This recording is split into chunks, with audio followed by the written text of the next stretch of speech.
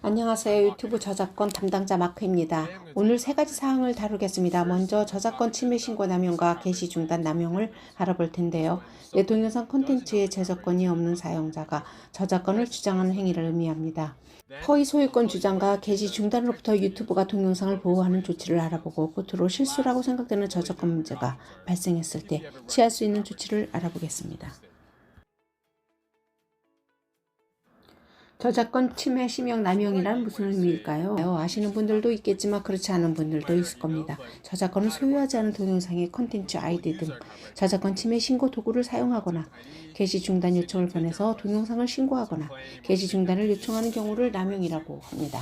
이는 허위 또는 사기성 콘텐츠 아이디 소유권 주장 및 저작권 게시 중단이며 잘못된 행동입니다. 유튜브는 저작권 도구 남용을 심각한 문제로 인식하며 남용하는 사용자는 적극적으로 처벌합니다. 유튜브는 법원이 아니므로 누가 어떤 콘텐츠를 소유했는지 최종 결정을 내릴 수 없는 경우도 있으며 때로는 법정에서 판결을 내려야 합니다. 이해를 돕기 위해 간략하게 배경 정보를 설명드리겠습니다. 유튜브에서는 두 가지 종류의 저작권 문제가 발생할 수 있습니다. 저작권 게시 중단 요청을 받아 경고가 주어지거나 콘텐츠 아이디를 통해 소유권 주장이 제기될 수 있습니다. 콘텐츠 아이디는 수많은 유튜브 파트너가 사용하며 주로 크리에이터와 아티스트, 저작권 관리에 사용합니다. 반면 게시 중단 절차는 저작권을 소유한 모든 사용자가 활용할 수 있습니다. 또한 게시 중단 요청을 유튜브에서 검토하는 반면 콘텐츠 아이디는 대개 자동으로 작동되기 때문에 유튜브는 소유권 주장이 발생한 이후에 인지하게 됩니다. 시스템이 서로 다르게 작동하더라도 의심스러운 콘텐츠 아이디, 소유권 주장이나 게시 중단 요청이 있을지 확인할 때 유사한 가이드라인이 사용됩니다. 허위 저작권 문제가 발생하면 뚜렷한 패턴이 나타납니다. 합법적 저작권 소유자라면 사소한 실수를 사기 또는 남용으로 분류하지 않을까 걱정하지 마십시오. 그런 일은 거의 발생하지 않으며 의심되더라도 채널의 조치를 취하기 전에 해명할 기회를 드립니다. 유튜브는 싫어하는 동영상을 차단하기 위한 악의적 저작권 침해 신고 남용과 단순 실수를 구별하기 위해 항상 노력하고 있습니다. 복잡하며 사용자의 권리 관리는 까다롭기 때문에 절차가 작동되는 방식을 사용자에게 교육하고 있습니다. 하지만 유튜브 커뮤니티 회원을 검열하거나 괴롭히는 수단으로 저작권을 사용하는 악의적 사용자에게 무관용 정책을 취하고 있습니다. 콘텐츠 아이디를 사용하는 대규모 저작권 소유자의 경우 사소한 사고나 실수가 큰 영향을 미칠 수 있으니 주의해야 합니다. 예를 들어 음반사의 곡 제목을 잘못 제공하며 콘텐츠 아이디 소유권 주장을 받은 크리에이터에게 혼란을 일으킵니다. 이런 문제가 발생하면 콘텐츠 아이디 파트너에게 소유권 주장을 검토하고 문제를 해결하여 같은 문제가 재발하지 않을 방안을 마련하도록 합니다. 유튜브는 이런 방식을 활용해 수백만 건의 부적절한 콘텐츠 아이디 소유권 주장을 해소했습니다. 저작권 소유자가 계속 실수를 하면 콘텐츠 아이디 억세스를 제한하거나 유튜브 파트너십을 완전히 해지할 수 있습니다. 유튜브는 현재 또는 과거 파트너를 상대로 많은 조치를 취해왔습니다. 전반적으로 보면 콘텐츠 아이디보다는 게시 중단 절차를 통해 저작권을 남용하는 노골적인 시도가 더 많이 일어나고 있습니다. 유튜브 계정이 있으면 누구나 저작권 게시 중단 앱 양식을 사용할 수 있기 때문입니다. 게시 중단 요청에는 대부분 정당한 사유가 있지만 허위로 게시 중단을 시도하는 채널을 매년 수만 개 해지하고 있습니다. 크리에이터들은 공정 사용에 대해서도 우려를 제기하고 있습니다. 허가 없이 저작물을 비평하거나 의견을 달아도 많은 경우 저작권의 보호를 받을 수 있습니다.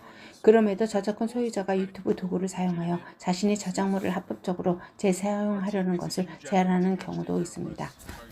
유튜브 팀은 공정 사용 원칙에 입각한 합법적인 동영상이 삭제되기 전에 이런 게시 중단 요청을 선제 파악하기 위해 노력을 기울이고 있습니다. 그런 사례를 발견하면 저작권 소유자에게 공정 사용과 전 세계에 유수한 법률에 대해 알려주고 있습니다. 저작권 소송에서 동영상 크리에이터를 보호할 수도 있습니다. 관심이 있다면 공정사용 보고 프로젝트에 대해 알아보세요. 하지만 콘텐츠 아이디 공정사용과 저작권 침해를 구별할 수 없는 경우도 있습니다. 공정사용 동영상에 대해 콘텐츠 아이디 소유권 주장이 제기되면 이의를 제기할 수 있습니다. 즉 잘못된 콘텐츠 아이디 소유권 주장이나 게시 중단 요청이 발생하기 전에 모든 사례를 파악할 수는 없지만 아무 조치도 취할 수 없는 것은 아닙니다. 동영상에 대해 가장 잘 아는 사람은 크리에이터이기에 잘못된 소유권 주장이나 게시 중단 요청이 제기되면 많은 경우 이를 알아차릴 수 있으며 동의하지 않는 소유권 주장이 언제든지 이의 제기를 할 수 있습니다. 우선 질문에 답해보세요. 지금 해결하려는 문제가 콘텐츠 아이디 소유권 주장인가 아니면 저작권 게시 중단 요청인가? 채널의 저작권 페이지에 관련 정보를 확인할 수 있습니다. 콘텐츠 아이디를 통해 잘못된 소유권 주장이 제기됐다면 이의 제기할 수 있으며 저작권 문제를 다룬 페이지에서 간단하게 수행할 수 있습니다. 잘못된 저작권 게시 중단 요청을 받았다면 반론 통지라는 법적 절차를 밟을 수 있습니다. 경고, 해결 조치 방법에 대해 자세한 정보를 이메일이나 채널 저작권 페이지를 통해 확인할 수 있습니다. 또 다른 법적 조치도 있습니다. 디지털 밀레니엄 저작권의 512 항해에 의하여 고의로 허위 게시 중단을 요청한 사용자에게 손해배상 책임을 물을 수 있습니다. 다시 말해서 동영상이 악의적 의도로 삭제된 경우 게시 중단 요청을 보낸 사람을 고소할 수 있습니다. 자주 일어나는 아니지만 알아두는 유용한 정보입니다. 다만 주의사항을 알려드리자면 조치를 취하기 전에 이의를 제기하는 이유를 분명히 해야 합니다. 내 동영상을 신고한 회사에 대해 잘 모를 수 있지만 그렇다고 해당 회사에 신고할 권리가 없는 것은 아니기 때문입니다. 저작권 소유자는 종종 다른 회사를 고용해 온라인 저작권 문제를 관리합니다. 소유자를 파악하기 힘들다고 해서 저작권 시스템을 남용했다고 할 수는 없습니다. 먼저 저작권 소유자에게 연락하거나 대처 방법을 잘 모르는 경우 법률 자문을 구하는 것이 좋습니다. 허위 저작권 침해 신고의 근절을 위해 유튜브가 어떤 노력을 기울이고 있는지 명확히 전달되었기를 바랍니다. 이 문제를 크리에이터의 커뮤니티의 중요한 문제로 인식하고 있습니다. 궁금한 점이 해소되었나요? 오늘 다룬 내용에 관해 더 궁금한 점이 있나요? 댓글에서 알려주세요. 시청해주셔서 감사합니다.